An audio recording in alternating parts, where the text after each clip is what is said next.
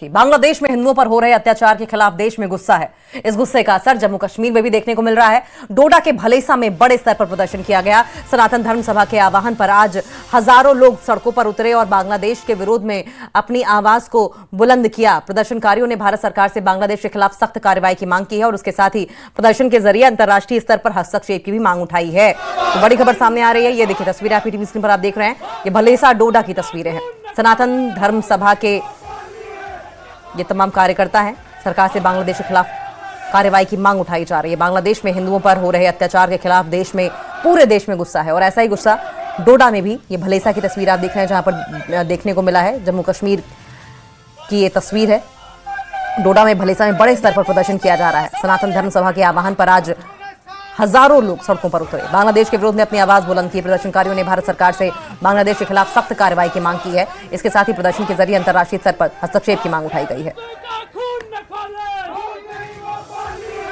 उस बांग्लादेश को जो 1971 में भारत की वजह से आजादी मिली और पूरा भारत की पूरी ताकत से उसको वहां आजादी दिलाने में भारत के जो मुक्ति मोर्चा बाहरी फौज थी उसने वहां पर काम किया और बांग्लादेश को आजादी मिली। और बांग्लादेश में इस वक्त पूरे भारत का कितनी इन्वेस्टमेंट है उसको डेवलप करने के लिए, लेकिन वहां पर रेडिकलाइजेशन जो शुरू हो गई है पाकिस्तान की वजह से, उस पाकिस्तान की वजह से जो बांग्लादेश को भी डेवलप नहीं होने देना चाहता है, वहां पर एक गलत किस्म का माहौल और वहां का तख्ता पलट करके उन्होंने जो वहां पर एक खेल रचाया वो बहुत दुर्भाग्यपूर्ण है। पूरे हिंदू समाज के लिए दुर्भाग्यपूर्ण है, भारत के लिए दुर्भाग्यपूर्ण है, बांग्लादेश के लिए दुर्भाग्यपूर्ण है।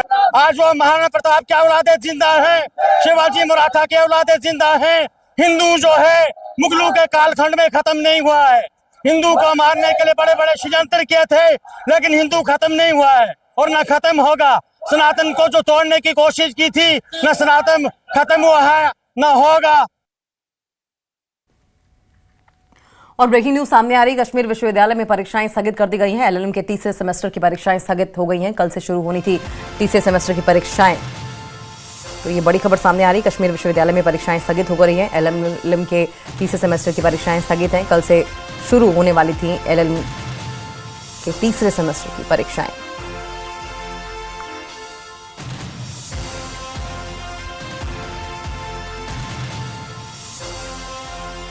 तो देखिए एंड मोमेंट पर किस तरीके से ये बदलाव हुआ है।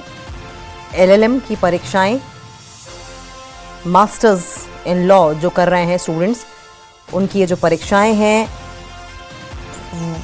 सरोज हमारे साथ फोन लाइन पर जुड़ गए हैं। सरोज, ये एंड मोमेंट पर जो परीक्षा कैंसिल हुई है स्टूडेंट्स पर, इसका क्या असर देखने को मिल रहा है और वजह क्या रही कैंसिल होने की? बिल्कुल सही कह रहे हैं आप। जो एलएलएम के एग्जाम्स हैं ये थर्ड सेमेस्टर के एग्जाम्स थे, ये इससे शेड्यूल हो गए। देखिए इसका कारण ये है बेसिकली कि खराब मौसम के चलते हुए कई सारे लोग जो जम्मू रीजन से यहाँ आते हैं एग्जाम्स के लिए, जो स्टूडेंट्स कश्मीर यूनिवर्सिटी में पढ़ रहे हैं, उन्होंने डिमांड की थी। क्योंकि आपको याद होगा कि क्लस्टर यूनिवर्सिटी ने आज से कुछ दिन पहले ही तमाम जो एग्जाम्स हैं स्पेशली मास्टर्स लेवल के या जो ग्रेजुएशन लेवल के हैं खराब मौसम से चलते हुए पोस्टपोन कर दिए हुए थे, जिसके चलते हुए आज कश्मीर यूनिवर्सिटी की तरफ से भी एक ऑर्डर आया है एलएलएम के जो थर्ड सेमेस्टर के एग्जाम थे, क्योंकि अप्रहेंशन से स्टूडेंट्स को उनको एक क्लैरिटी नहीं मिल पा रही थी हायर एजुकेशन की तरफ से कि क्या उनके इम्तिहान लिए जाएंगे या नहीं, क्योंकि बाकी सारे इम्तिहान पोस्टपोन कर दिए गए थे। और कैटेगोरिकली कहा था लास्ट टाइम कश्मीर यूनिवर्सिटी ने कि आने वाले जो अब सेशन रहेगा मार्च का, उसमें हम तमाम एग्जाम लेंगे, जिसके चलते हुए ये एग्जाम्स अभी पोस्टपोन कर दिए गए हैं। जी बहुत बहुत शुक्रिया आपका। आप नजर बनाए रखें, आगे भी इस पर आपसे अपडेट लेते रहेंगे।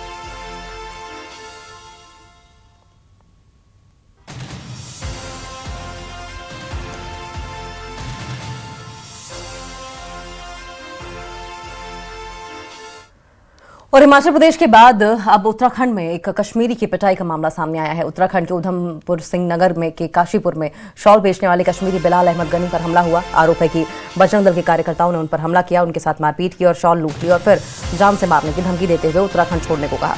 आरोप है कि पीड़ित की शिकायत के बाद काशीपुर की प्रतापपुर गौशाला पुलिस ने कोई कार्यवाही नहीं की। बताया जा रहा है कि कुपवाड़ा निवासी बिलाल बीते 10 सालों से उत्तराखंड में घूमकर शॉल बेचने का काम करते हैं। उनके साथ कोई मारपीट की घटना को लेकर जम्मू कश्मीर स्टूडेंट्स एसोसिएशन ने उत्तराखंड के डीजीपी को चिट्ठी लिखकर सख्त कार्रवाई की मांग की है।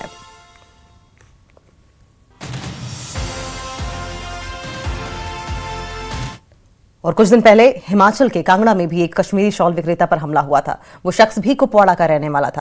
कांगड़ा में कुछ युवकों ने उसके साथ बदसलूकी की थी। युवक को धमकाते हुए भारत माता जय बोलने के लिए कहा था और अब वैसा ही मामला उत्तराखंड से सामने आया है।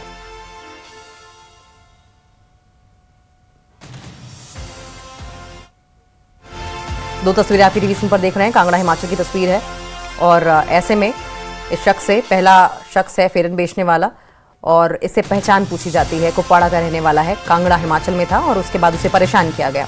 और ऐसे ही काशीपुर उत्तराखंड से, ऊधम सिंह नगर भी कहा जाता है उस इलाके को, और वहां पर ये देखिए किस तरीके से ये शॉल बेचने वाले के साथ बदसलूकी की गई, मारपीट की गई। और जानकारी ये भी मिली काफी दिनों से शख्स का पीछा किया जा रहा था। इसकी शॉल की जो स्टॉक थी, जो बेचने के लिए वो लाया था, जिससे अपनी रोजी रोटी चलाना चाहता था, कमाई करना चाहता था, उसे भी छीन लिया गया। सवाल यह है कि बेवजह ऐसे परेशान करने वालों पर क्या कार्रवाई नहीं होनी चाहिए? क्या इस पर इन्वेस्टिगेशन नहीं बैठनी चाहिए?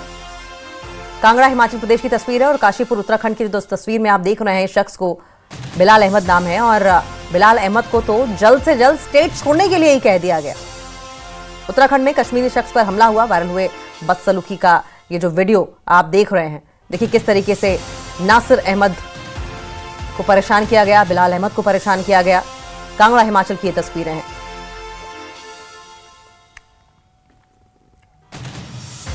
बडगाम विधायक आगा सैयद मुंतजर मेहंदी ने रखारथा बामना का दौरा किया और इस दौरान उन्होंने लोगों से मुलाकात की और उनकी समस्याएं सुनी। लोगों का कहना है कि सरकार ने उन्हें डल से निकालकर रखारथा में बसाया है और बेहतर सुविधाएं देने का वादा भी किया है, लेकिन वादे आज तक पूरे नहीं हुए।